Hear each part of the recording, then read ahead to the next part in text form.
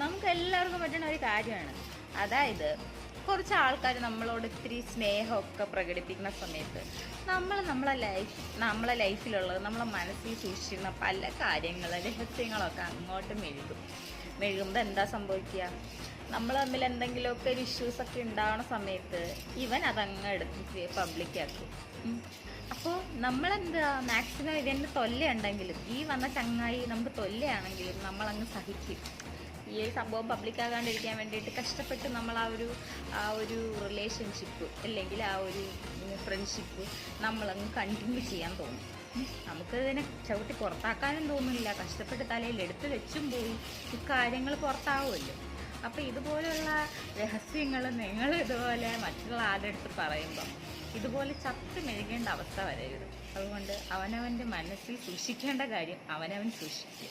ഇല്ലെങ്കിൽ പണി 18 വരും. അപ്പോൾ ഈ വീഡിയോ ഇഷ്ടപ്പെടുകയാണെങ്കിൽ ലൈക്ക് ചെയ്യാം കേട്ടോ.